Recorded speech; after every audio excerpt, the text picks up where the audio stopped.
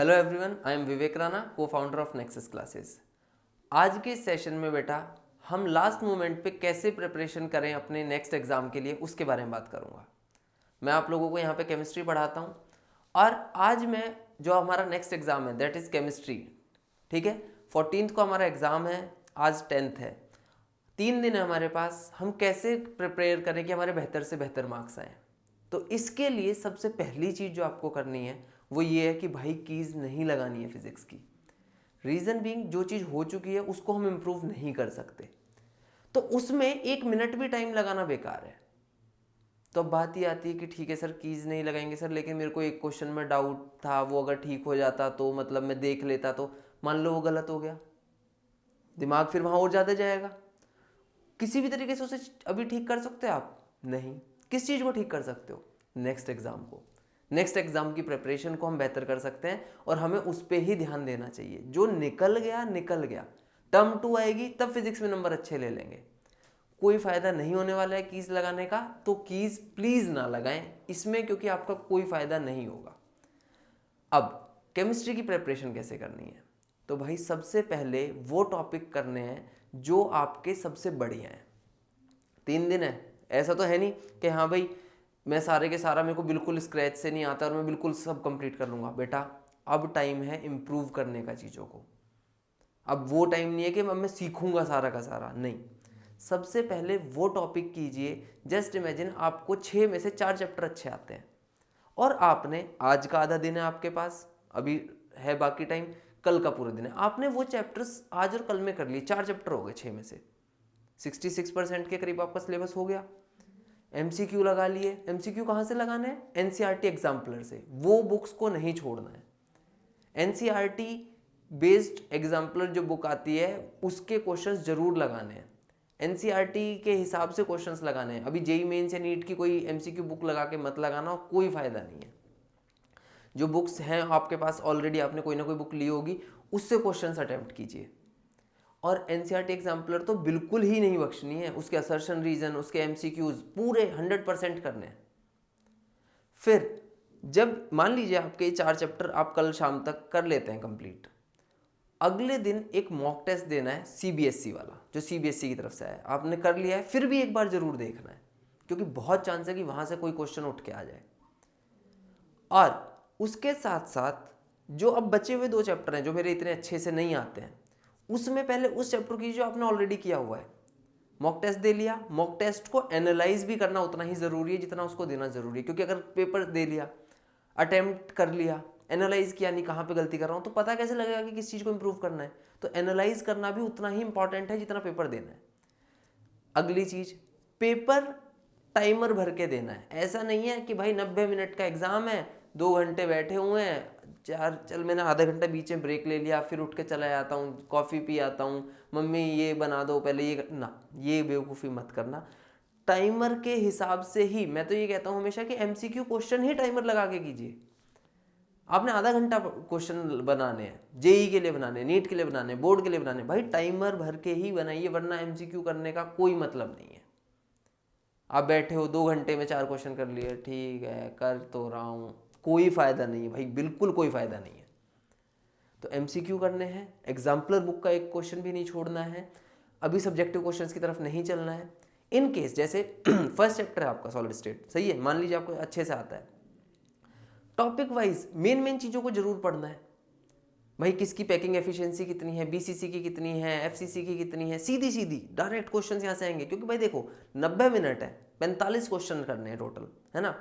Option हटा के total आपको कितने हैं जो जॉब का अटेम्प्ट करने हैं, अराउंड 45 क्वेश्चन करने हैं, तो 2 मिनट है क्वेश्चन के लिए।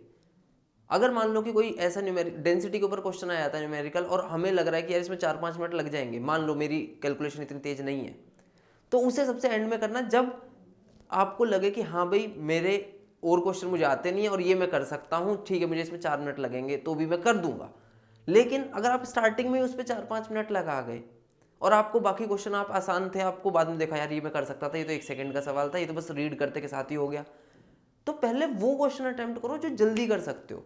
क्योंकि बेटा देखो एमसीक्यू क्वेश्चन जो है ना, मेरे हिसाब से तो बहुत, मैं इन्हें मानता हूँ कि वो आसान है। रीजन बीइंग, आंसर आपके सामने है।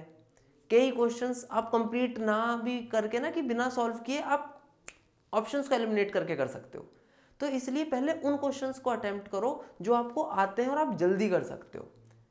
दिल नहीं लगा लेना भाई क्वेश्चन से, क्वेश्चन पेपर से दिल नहीं लगा लेना कि नहीं भाई ये क्वेश्चन तो मैंने किया ही किया था, इस तरह के मैंने क्वेश्चन किए ही किए, ये मैं करके ही रहूंगा चाहे मेरे 10 मिनट लग जाए। आपने उस 10 मिनट में वो एक क्वेश्चन नहीं किया, आपने 4 क्वेश्चन छोड़ दिए उल्टा। हाँ, मेरा 70 मिनट में बाकी सब हो चुका है, मेरे को ऑप्शंस हैं भाई, इनमें से मेरे को ये तो बिल्कुल नहीं आते, इसमें तुक्का मारना पड़ेगा, ये मैं अटेम्प्ट कर सकता हूँ, मेरे पास टाइम भी है, करो, फिर क्या दिक्कत है। लेकिन अगर मैं स्टार्टिंग में इस तरह से कर लूंगा तो बेटा मैं फंबल कर सकता हूं उस पेपर में, तो ये बेवकूफ़ी बिल्कुल नहीं करनी है। एमसीक्यू के हिसाब से प्रिपरेशन करनी है तो सोच के ऑब्जेक्टिवली बेस्ड क्वेश्चंस लगाने हैं, सही है। कोई एक क्वेश्चन नहीं आता, स्किप है ना, 25 में से पहले सेक्शन में 20 ही करने हैं ना, तो 5 क्वेश्चन तो ऐसे ही छोड़ सकते हो। इवन इफ आपने मान लो 16-17 क्वेश्चन आपने जल्दी जल्दी कर दिए, 15, 16, 18, 20 मिनट में कर दिए 16 क्वेश्चन, आपको आसान आसान आते थे, 4 क्वेश्चन करने हैं, अभी 9 में से 4 क्वेश्चन करने हैं मान लीजिए, ठीक है जी।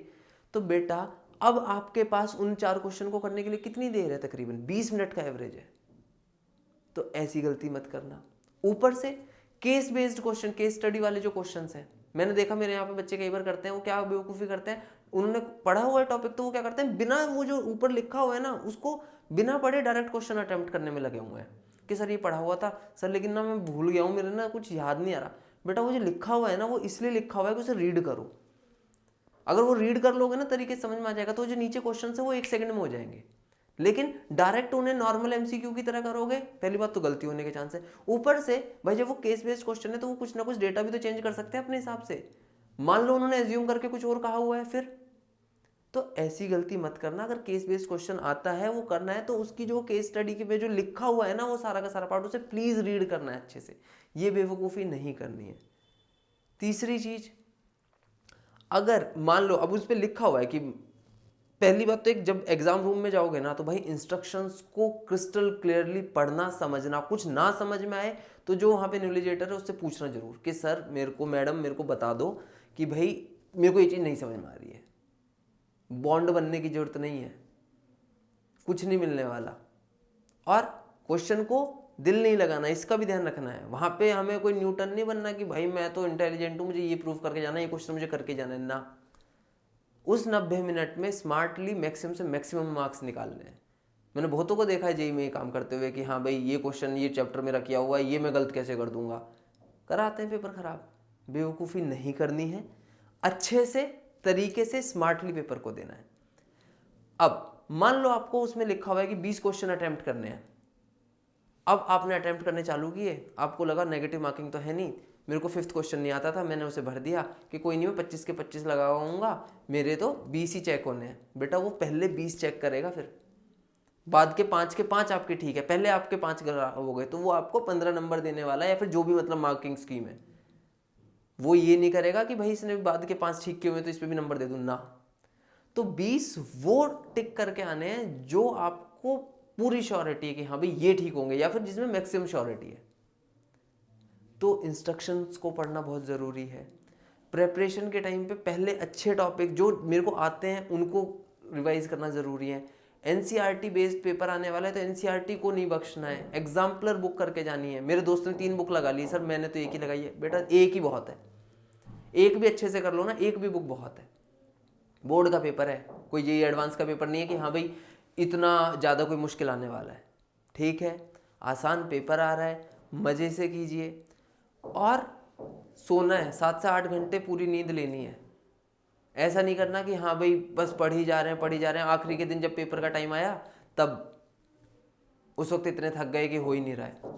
अभी स्मार्टली अपने मार्क्स कैसे बढ़ाने हैं उसके लिए खुद की प्लानिंग तो है ही है, इन चीज़ों पे ध्यान दोगे तो मार्क्स जरूर बढ़ेंगे। ठीक है जी, मैंने क्या बोला, दिल नहीं लगाना है किसी पर्टिकुलर क्वेश्चन से। दूसरी चीज़ एनसीईआरटी एग्जाम्पलर करनी ही करनी है, जो सीबीएसई का सैंपल पेपर आया उसे करके ही जाना है। इंस्ट्रक्शंस को अच्छे से पढ़ना है, जो टॉपिक्स अच्छे से आते हैं उनको पहले रिवाइज करना है, उनके क्वेश्चंस लगाने हैं जो लगेगा। अब मान लो आपने पहले 2 दिन में मॉक टेस्ट भी दे लिया, अपना मोस्टली 80 to 85% सिलेबस भी कर लिया, आखिरी का 1 दिन है, 1 चैप्टर बचा हुआ है ऑलरेडी कॉन्फिडेंस है कि भाई 80-85% मुझे आता है, इसमें से अगर कोई क्वेश्चन ना भी हुआ तो भी इतनी बड़ी दिक्कत नहीं, क्योंकि छोड़ भी तो सकता हूँ क्वेश्चंस को। तो अब होगा क्या इससे सबसे बड़ा फायदा कि ऑलरेडी जो बंदा कॉन्फिडेंस में है वो बची हुई चीज को भी ठीक कर जाएगा।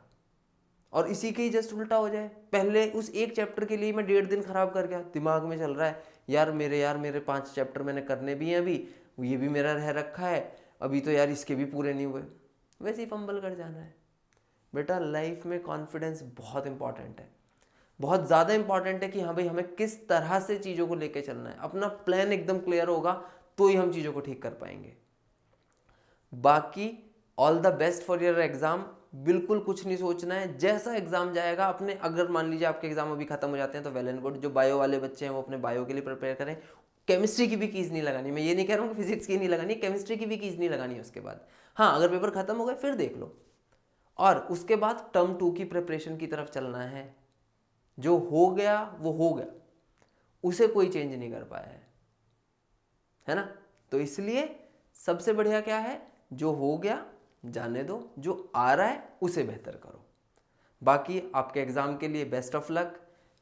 बुक्स ज़्यादा नहीं देखनी है कि ये भी बुक लगा लूँ वो भी बुक लगा लूँ, अगर हाँ आपने की हुई है तो फिर तो बहुत ही बढ़िया है, अगर आपका सब प्रिपेयर्ड है सिर्फ रिवाइज करना है फिर तो आप कहीं से भी करो, लेकिन ये वो मिनिमम है कि जो आपको करना है। एनसीईआरटी के हिसाब से प्रिपरेशन, एनसीईआरटी एग्जाम्पलर के questions, case based study questions के लिए उस पूरे जो लिखा हुआ है उसको पढ़ना है, उसको डायरेक्ट स्किप करके डायरेक्ट क्वेश्चन नहीं लगाने हैं।